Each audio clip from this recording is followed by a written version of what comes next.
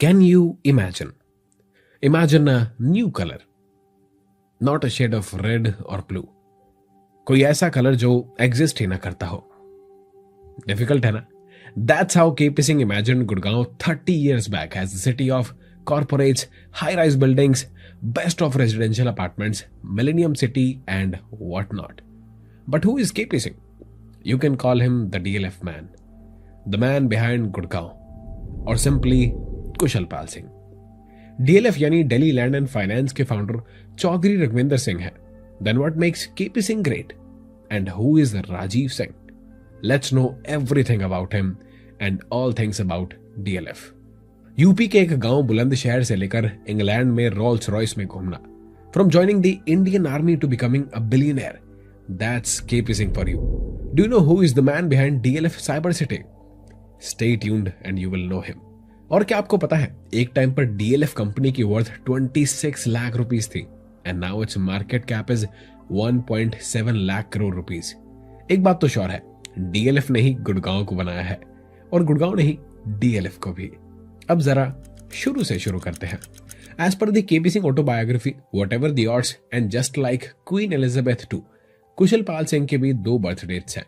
एक है 19 नवंबर 1929, ये वो डेट है जो होरोस्कोप में लिखी है, और एक डेट है 15 अगस्त 1931 जो लोकल म्युनिसिपल रिकॉर्ड्स में है.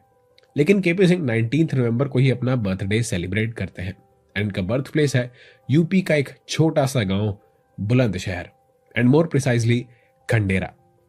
KP सिंह एक मिडिल क्लास फैमिली से बिलोंग करते थे. फादर चौधरी मुख्तार सिंह एक लॉयर थे और उनकी wife and mother of KP Singh Ram प्यारी देवी. इनकी शुरुआती स्कूलिंग लोकल मदरसे में हुई.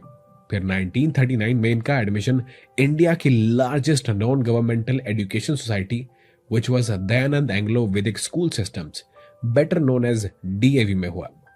KP सिंह का कभी क्लासरूम्स और बुक्स में इंटरेस्ट रहा ही नहीं, बट KP सिंह ने अपने फादर के स्पोर्ट्स खेलने के पैशन को इनहेरिट किया. The way he played hockey and tennis opened way many doors for him then KP Singh could have imagined. और स्कूलिंग खत्म करके in July 1945 KP Singh Meerut college join करते हैं, जहां इन्होंने साइंस ऑप्ट की.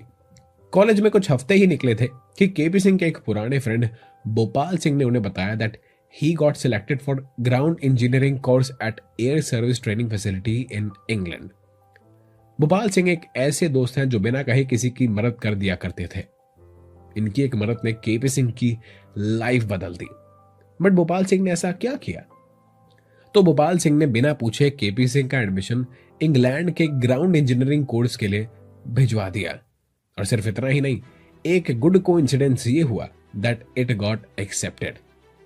KP Singh was so much excited and thrilled with the idea of studying abroad. लेकिन दूसरी तरफ KP Singh सोच में थे कि दूसरी कंट्री में एजुकेशन परस्यू करना will be a financial challenge. वैसे तो आज की डेट में भी मिडिल क्लास फैमिली के लिए इंग्लैंड जाना या किसी कंट्री भी जाना फाइनेंशियली मुश्किल है, और ये बात हो रही है पोस्ट पार्टीशन की. और KP सिंह भी एक मिडिल क्लास फैमिली से बिलोंग करते थे. जाहिर सी बात है फाइनेंस उतना अच्छा नहीं था, लेकिन जैसे हमारी फैमिली में भी पेरेंट्स जी जान लगा देते हैं बच्चों को बेस्ट ऑफ एजुकेशन प्रोवाइड कराने में, और KP सिंह के भी केस में यही हुआ. KP सिंह के फादर ने समहाउ और से एनी हाउ इनके फॉरेन एजुकेशन के लिए फंड्स इकट्ठा किए in hope to get him a better education and good life. Bulandshahr to England, कितना डिफरेंस रहा होगा उस समय, कल्चर का, लोगों का, खाना पीना, एंड समहाउ KP सिंह वहां सेटल हुए. इनकी एक लाइफ का एक मेजर इवेंट सिर्फ टेनिस खेलने की वजह से हुआ, जहां इनकी मुलाकात इनके फर्स्ट लवर जूली से हुई.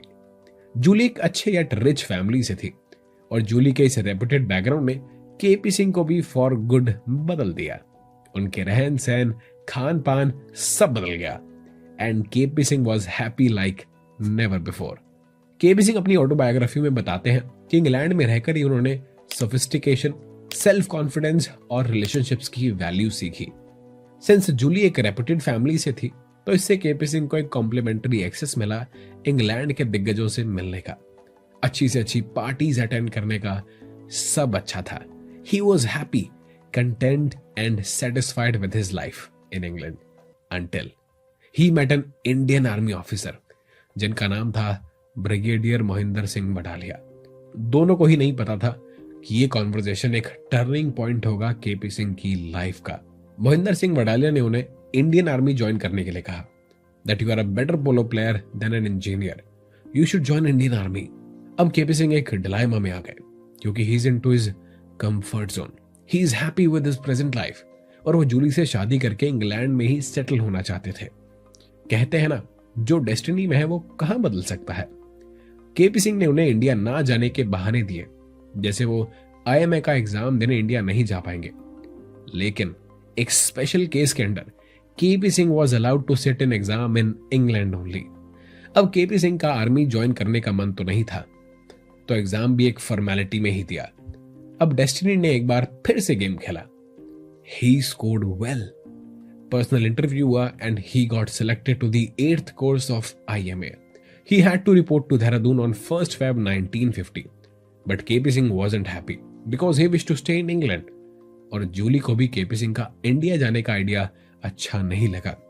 इवन केपी सिंह के फ्रेंड्स ने भी इंडिया वापस जाने से डिसएग्री किया। फिर काफी सोचने के बाद केपी सिंह ने एक और बहाना दिया इंडिया वापस ना जाने का, और वो था मेरे पास इंडिया जाने के लिए फ्लाइट की टिकट के पैसे भी नहीं है। अब केपी सिंह श्योर थे ये काम कर जाएगा, बट इट डिडंट, क्योंकि इंडियन गवर्नमेंट ने एग्री किया कि वो केपी सिंह का एयरफेयर स्पॉन्सर करेंगे।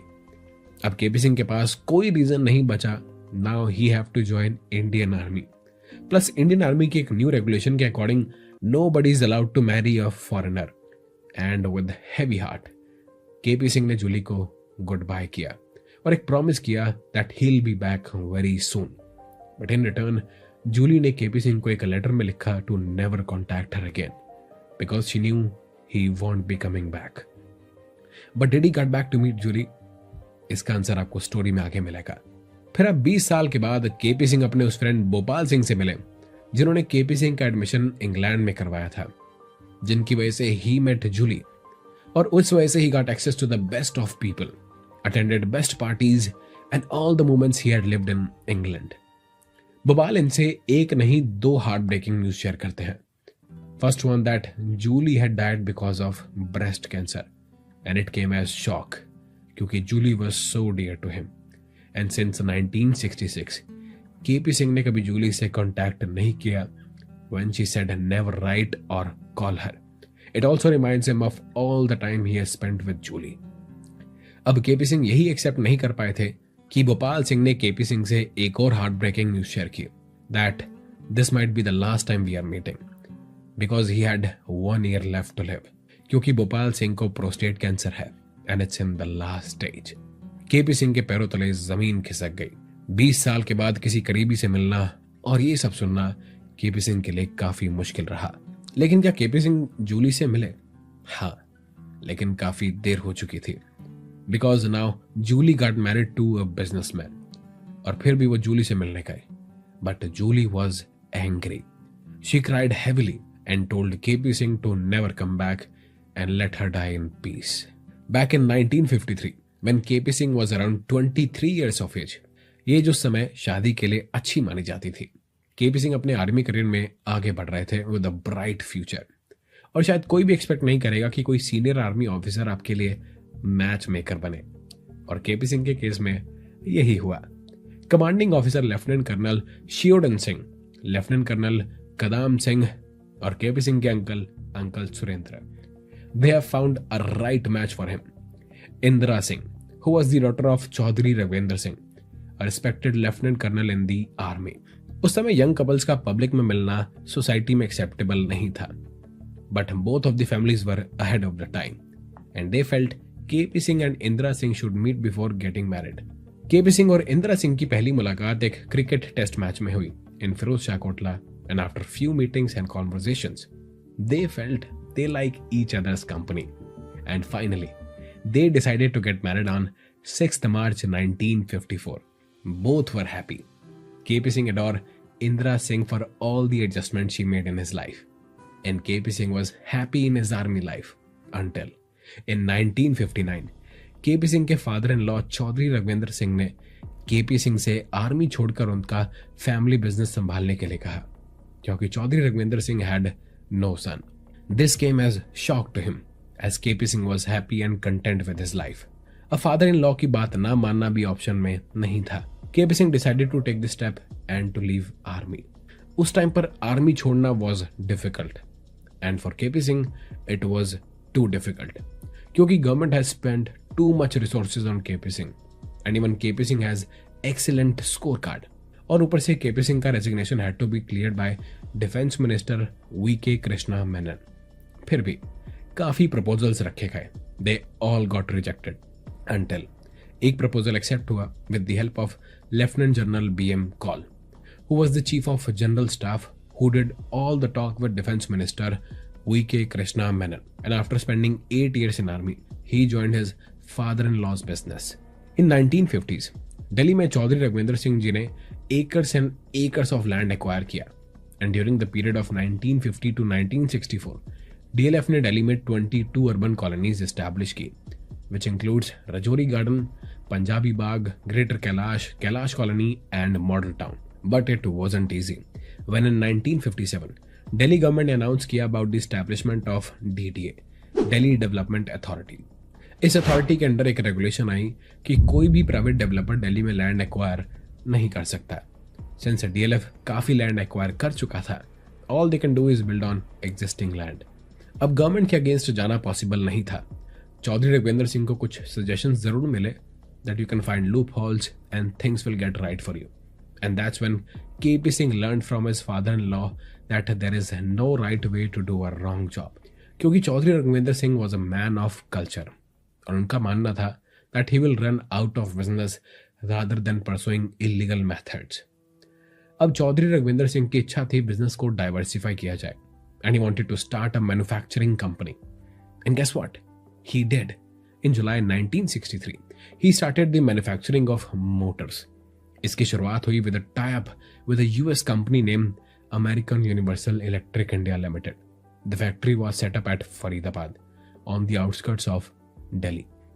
KP Singh learned a lot from George Warren Hoodie, an American entrepreneur who was looking to invest in India to start a manufacturing unit. तो basically दोनों एक दूसरे को ढूंढ रहे थे. KP Singh was the managing director because Chaudhary Raghvinder Singh was holding the majority of the stake in the company. They did great business together. Both learned a lot of things about business. And years later, George Warren Hoodie wanted to make a fortune by selling his shares and merging Universal Electric with ESB, Electric Storage Batteries, which was a leading manufacturer of storage batteries in the United States, with ownership of brands like Exide, Willard, and Rayovac. In early 1970s, he co-founded Willard India Limited with ESB Inc. of Philadelphia to develop the battery sector in India. The factory was set up in Secunderabad, about 60 km from Delhi on the way to Bulandshahr. KP Singh was excited for this new start. लेकिन ये company ज़्यादा time चल नहीं पाई because ये batteries inefficient electric load handle नहीं कर पाई and recycle भी नहीं हो पा रही थी like other brands in the market, resulting large number of batteries return होने लगी. कंपनी लॉस करती रही. Financial institutions were refusing to give additional loans to the company. One of them was Citibank, जिन्होंने Delhi high court में company के against winding up petition file किया. Citibank wanted DLF to pay on behalf of Willard India. इसी वजह से KP Singh को doubt हुआ अपनी चॉइसेस पर. फिर उस कश्मकश में आ गए कि is he into right business, should he be investing his future in trying to grow the battery business और should he try to revive the family company in which he was a major share holder. Finally in 1977, KP Singh decided to sell his shares to exit the business. He sold it to BP Bajoria, a businessman from Kolkata.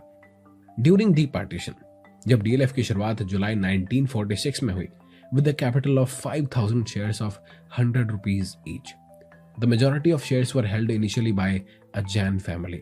Others were held by friends of Chaudhary Saab and his family. Chaudhary Raghuvinder Singh ji ने सोचा अब independence के बाद काफी लोगों का movement होगा. They're going to need a good space to live. And यहीं से एस्टैब्लिश हुआ डीएलएफ का पहला residential project in Krishna Nagar in 1949. And year after year, DLF urban colonies बनाता रहा until DDA stepped in. अब DDA की रेगुलरिटीज के आगे कुछ पॉसिबल नहीं था. फिर केपी सिंह की नजर गुड़गांव पर पड़ी. जब गुड़गांव एक गांव हुआ करता था जहां फार्मर्स अपने पीस ऑफ लैंड से इमोशनली अटैच्ड थे, क्योंकि वो जमीन का टुकड़ा उनके पास सालों से था। और उस वक्त Gurgaon was nothing but a large area of barren land. उस बंजर जमीन पर कुछ सालों के बाद दुनिया जहान की कंपनीज अपना ऑफिस बनाना चाहेंगी। बड़ी बड़ी कंपनीज के सीईओज, सीएफओज वहां रहना पसंद करेंगे। ऐसे विजन को शायद बेवकूफी माना जाता, लेकिन गुड़गांव को आप और मैं तो जानते ही हैं। In 80s IGI international airport का एक्सपेंशन अनाउंस हुआ था and Gurgaon have that location advantage, और दिल्ली बॉर्डर के पास भी था, right on the main highway to the city of Jaipur. एक दिन की बात है, गुड़गांव में गर्मी के मौसम में दोपहर का समय था। केपी सिंह किसानों के साथ बैठकर बातें ही कर रहे थे when a jeep stopped right in front of him. Jeep के ऑनर ने उतरकर केपी सिंह से पानी मांगा क्योंकि उनकी कार का इंजन गर्म हो गया था। KP Singh arranged it and उस इंसान ने पूछा, आप इस बंजर इलाके में और इतनी धूप में क्या कर रहे हैं? KP Singh replied that he is into real estate business and wants to build these amazing buildings and townships in the outskirts of Delhi, and that jeepman was none other than Rajiv Gandhi. बातें होती रही and Rajiv Gandhi was becoming so interested that he finalized a meeting with KP Singh. KP Singh prepared everything in detail before meeting Rajiv Gandhi at his office, जिस meeting ने नींव रखी for Gurgaon of what it is today. अब picture में आते हैं defence minister, soon to be the CM of Haryana. ऐसे इंसान है जिससे केपी सिंह के साथ एक समय पर स्ट्रॉन्ग बॉन्ड था, और एक टाइम ऐसा हो गया कि he tried to destroy KP Singh and DLF. That man was Bansilal, who was a bitter opponent of Bhajanlal. जहां DLF was growing and acquiring land, वहीं Bansilal did all he can to bring down DLF and KP Singh. DLF started land acquisition in Gurgaon in 1979 to build residential colonies. On 29th October 1980, DLF bought the first piece of land in Chakarpur from Surajmal, जो एक किसान थे. It was a small plot of land, just 0.375 acres. कहा जाता है real estate का most difficult part है land acquisition. And imagine, आपको लैंड एक्वायर उन लोगों से करना है जो अपने लैंड से इमोशनली कनेक्टेड है and they don't want to sell it at any cost. Now imagine KP Singh ने 700 फैमिलीज को कन्विंस किया to sell their acres of land. सिर्फ अच्छा कंपनसेशन ही नहीं, he did solve all the personal problems of the families. Farmers के बच्चों का school में एडमिशन कराने से लेकर किसी का हॉस्पिटल में ट्रीटमेंट करवाना, he did all he could. KP Singh ने फार्मर्स को ये तक गाइड किया कि आप यहाँ इस छोटे बंजर जमीन के टुकड़े को बेचकर यहाँ से 20 किलोमीटर आगे इसके 5 गुना बड़ी उपजाऊ जमीन खरीद सकते हो. और इतना ही नहीं, केपी सिंह ने अपना विजन भी शेयर किया that he wants to build these world class township. And इतने फार्मर से लैंड एक्वायर करने का क्रेडिट वो अपने रूरल बैकग्राउंड को देते हैं कि वो किसानों जैसे बोलना, उठना और उनकी लैंग्वेज को समझते थे. And to the army background, क्योंकि मोस्टली फार्मर्स की फैमिली में इधर कोई आर्मी में था या सर्व कर चुका था. इससे ये बेनिफिट हुआ कि वो एक दूसरे से रिलेट कर सकते थे. अब लैंड एक्वायर हो रहा था, but DLF had no money to pay to the farmers, and that's where Chaudhary साहब यानी रघुवेंद्र सिंह जी को एक आइडिया आया. चौधरी साहब ने किसानों से क्रेडिट यानी उधार पर जमीन मांगी कि आप 90% पैसा जो हम आपको दे रहे हैं उसे आप वापस डीएलएफ में इन्वेस्ट करें, और इतनी एश्योरेंस दी कि जब से डीएलएफ प्रॉफिटेबल होगा तभी से आपको आपके पैसे लौटा दिए जाएंगे. ये one of a kind idea था जो उस टाइम पर किसी ने एग्जीक्यूट नहीं किया था. किसानों में कुछ कंफ्यूजन रही, लेकिन सभी मान गए. अब हर महीने की 1st और 6th डेट के बीच गांव में डीएलएफ की एक जीप जाती और सभी के कैश एनवेलप बांटती. आज के डेवलपर्स और बिल्डर्स को इससे इंस्पायर जरूर होना चाहिए. Moving to the main story, DLF's first licence was issued on 20th April 1981 to develop the urban land measuring around 40 acres. When DLF restarted in 1981, they wanted to set up a high-rise group housing project called Silver Oaks on the plot of 11 acres in Phase 1. By 1982, they had started developing the elite residential area of Kutub Enclave in Gurgaon, now called DLF City. By the end of February 1983, without any fuss or publicity, they had secured license to develop a total area of 556 acres. DLF was growing like anything. लेकिन बंसीलाल को ये पसंद नहीं आया। The biggest blow came when all the DLF's license were cancelled on 5 November 1986. Newspaper featured prominent Haryana government advertisements warning people not to make any further payments to DLF. Naturally, thousands of clients all over the country panicked. That's where KP Singh and DLF did the best thing, जो आज के time में भी काफी कम देखने को मिलता है। KP Singh instructed his staff कि जो भी रिफंड चाह रहे हैं, give them full refund. But Bansilal kept trying his best to destroy DLF. That's where fate intervened. Rajiv Gandhi general elections में मेजॉरिटी वोट से जीते after the Indira Gandhi's assassination on October 31st, 1984. Now Rajiv Gandhi is the Prime Minister of India. The first thing he did was to start meeting ordinary citizens in the lawn of his residence every morning. There were no appointments given and everyone had to stand in a queue. फिर एक सुबह KP Singh भी उस Q में लग गए। Rajiv Gandhi spotted him and asked him, तुम इस क्यू में क्या कर रहे हो? KP सिंह ने राजीव गांधी से सारी प्रॉब्लम शेयर की, how Bansilal is harming him and stopped DLF functioning इन गुड़गांव। लेकिन बंसीलाल किस बात पर KP सिंह से इतनी नफरत करते थे? शुरुआत होती है जब बंसीलाल KP सिंह को अपने ऑफिस में बुलाते हैं और चाहते हैं कि KP Singh Faridabad industries association के प्रेसिडेंट बनने के लिए पार्ट लें, और वो ये भी गारंटी देते हैं कि KP Singh will be the winner. KP Singh didn't expect this offer since he was so young and there were plenty of experienced candidates. And do you think कि ऐसा possible है, a guaranteed win in the presidential election of an association? Yes, Bansilal kept his words and KP Singh was elected unopposed. ऐसा भी time आया Bansilal KP Singh को उनके घर Panchsheel park drop करने जाते थे। उनके घर बैठकर कभी चाय पीना, इंडस्ट्रियल ग्रोथ और बाकी इश्यू पर बातें करना, and they become so friendly and casual. इतना कि बंसीलाल कभी कभी बिना इन्फॉर्म किए ही KP सिंह से मिलने उनके घर चले जाते थे। And they were so good until in December 1975 KP Singh ने एक प्राइवेट पार्टी होस्ट की कुछ सेलिब्रिटी गेस्ट के लिए, और तभी उन्हें फोन आता है बंसीलाल के सेक्रेटरी का, और उस टाइम पर बंसीलाल डिफेंस मिनिस्टर थे। उनके सेक्रेटरी KP सिंह को बताते हैं that Bansilal would like to meet him. अब KP सिंह को लगा बंसीलाल इनवाइटेड गेस्ट के साथ मिक्सअप नहीं हो पाएंगे, तो KP सिंह ने अपने सर्कल में से कुछ जाट लीडर्स को इनवाइट किया सो दैट बंसीलाल जी भी पार्टी में अनकंफर्टेबल फील ना करें। अब KP सिंह ने अपने सपनों में भी नहीं सोचा था कि that this party will make him suffer for the next 2 decades। तो हुआ यूं कि KP सिंह के एक फ्रेंड जो एक सीनियर आर्मी ऑफिसर थे, who was a little drunk at the party, and upon seeing the defense minister Bansilal, this is what he said. Mr. Bansilal, you are doing a pretty good job. If you like, I'll put in good word about you to Sanjay Gandhi. This is not the right choice is an arrangement of words for an Indian army officer to say to his defense minister. Bansilal got angry and left the party. Since KP Singh wasn't around, और उन्हें जब इस बात का पता चला, he went on to meet Bansilal at his office. लेकिन बंसीलाल ने मिलने से साफ इनकार कर दिया, and it went on for years and years, and Bansilal tried all he could to destroy KP Singh and DLF when he became CM of Haryana in 1986 and 1996. Coming back to the main story, जब Rajiv Gandhi KP Singh से अपनी problem discuss करते हैं, how Bansilal is misusing his powers as CM. Now Rajiv Gandhi and KP Singh tried all they could to save DLF from Bansilal. Even after when Rajiv Gandhi personally met Bansilal at an inauguration of a facility in Haryana, Bansilal was inflexible. कुछ ही दिनों में KP Singh को राजीव गांधी के secretary का call आता है that something is urgent. Please meet Rajiv Gandhi sooner. And KP Singh went ahead to meet him. और इन्हें पता चलता है that बंसीलाल KP सिंह को अरेस्ट करवाना चाहते हैं, and इन्हें सजेशन मिलता है that you should be hiding for a while. अब KP सिंह अपने अंकल सुरेंद्र को अप्रोच करते हैं that what should he do and where should he hide.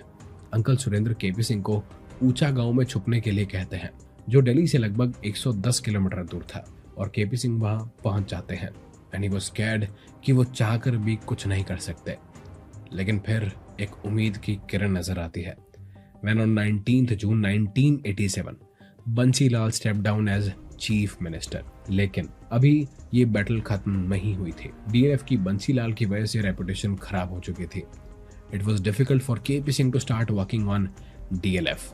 Bank से लोन लेना was difficult for him, so KP Singh decided to borrow money from known banking agencies at an interest rate of 24% just to acquire more and more land. और जब repayment की बारी आती तो KP Singh और पैसा बोरो करते just because land was cheap at that time, just 40,000 per acre, जो आज की डेट में मिलियंस की वैल्यू होल्ड करता है. ऑन 31 जन 1989 जो DLF के लाइसेंसेस बंसीलाल ने कैंसिल करवाए थे, अब वो रिस्टोर किए न्यू सीएम देवीलाल ने, who had become the chief minister of Haryana.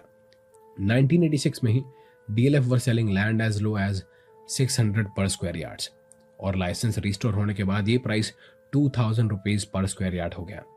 It was going well and great for both KP Singh and DLF until 21st May 1991 at a late night election meeting in Sri Perumbudur in Tamil Nadu. Rajiv Gandhi was assassinated by a suicide bomber.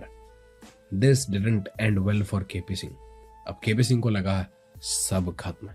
But things have just started for DLF and KP Singh, for good or for worse. ये आगे पता चलेगा. मई 1996 में बंसीलाल दोबारा से third time chief minister elect हुए under the banner of Haryana Vikas Party. KP Singh met him again, माफी मांगी, लेकिन बंसीलाल नहीं बदले. He was the same angry person.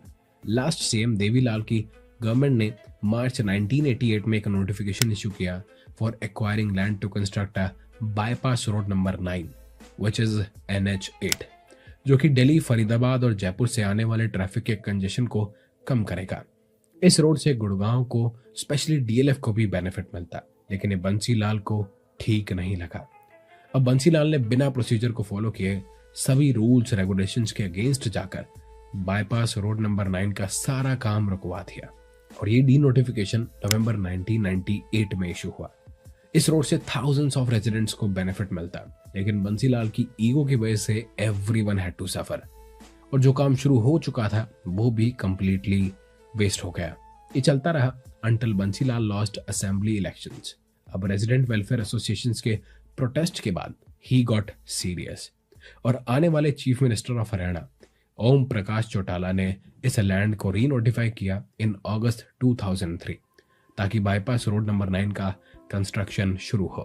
Finally Bansilal का tenure as a chief minister खत्म हुआ फ्रॉम 1996 टू 1999, लेकिन केपी सिंह की बंसीलाल से मुलाकात बाकी थी when Bansilal as its lowest. Even during the final time as CM he did best he could to affect DLF and KP Singh.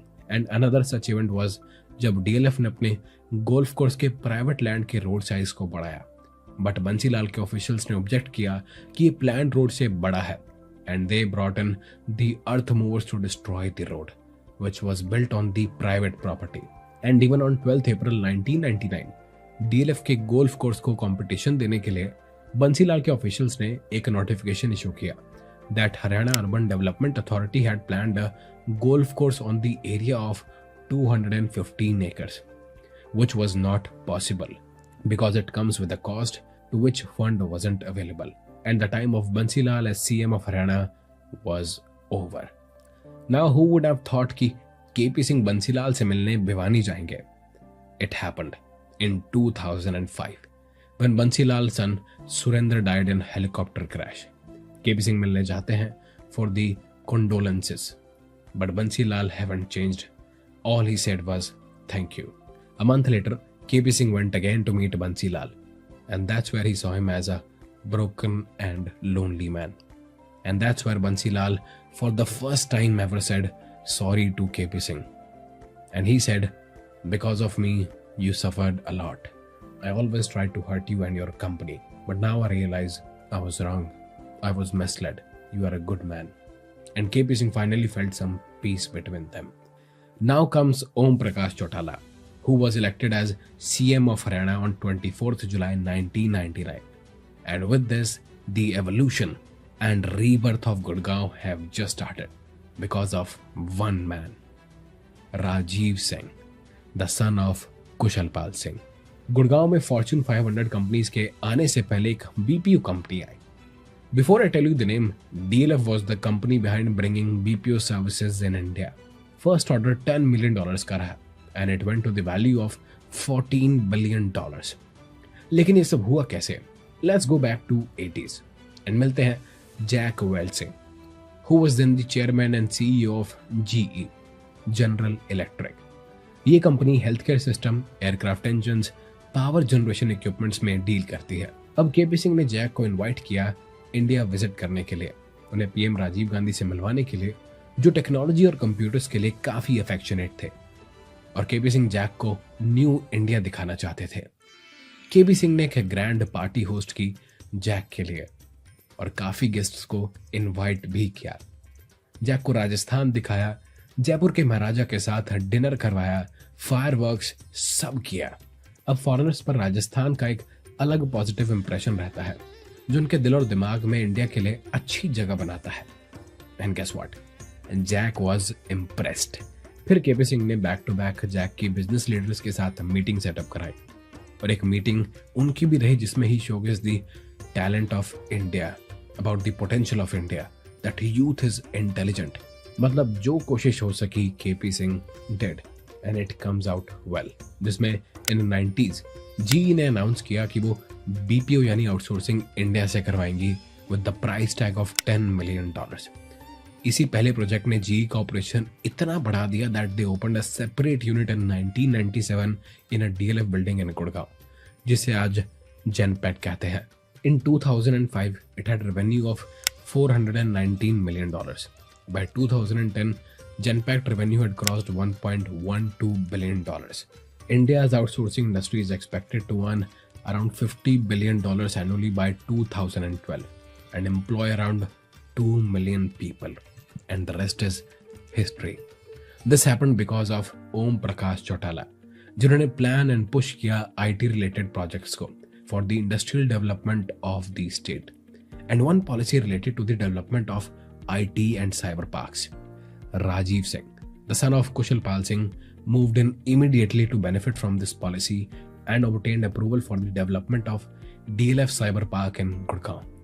और यहाँ से शुरुआत हुई मॉडर्न गुड़गांव की, जिसे आज हम जानते हैं as the city of millenniums, which also includes 100 crore rupees flat in the Camellias by DLF. इस डेवलपमेंट के बाद everything fall into place और साइबर सिटी एस्टैब्लिश हुई इन 2003. Spread over an area of 13 million square feet, it has changed the skyline of Gurgaon. Half of Fortune 500 companies ने अपना head office यहीं बनाया and more wants to join the queue. For all the contributions from high-rise buildings to bringing first BPO project in the country, 31st March 2010, KP Singh was awarded the Padma Bhushan by the President of India, Pratibha Devi Singh Patil. Everything was going well and great until he lost his wife to cancer in 2018. This incident shook his life as a person and as a chairman of DLF, and he planned to retire. Can you believe it was January 1975? KP Singh was ready to sell whole DLF company at a price tag of 26 lakh rupees. Now and more recently, DLF camellias का एक apartment की resale value 100 crore rupees touch हुई. कुछ महीने पहले DLF harbour, जहां एक apartment का प्राइस टैग 7 करोड़ रुपीस था, वो सोल्ड आउट हुआ with in 3 days. And very recent update, DLF Privana south, they got sold out with in 3 days only. They sold all the flats with the value of 7,200 crore rupees. DLF सिर्फ यही नहीं रुकने वाला. They have the same vision as they had in the beginning. About KP Singh, he is living the best of his life. He has found love once again at the age of 91. His son Rajiv Singh is taking good care and growing DLF since 2020. Baki, what do you think about his journey? Share your thoughts in the comments below. Was it all a series of good coincidences or consistent hard work of 30 years? See you in the next video.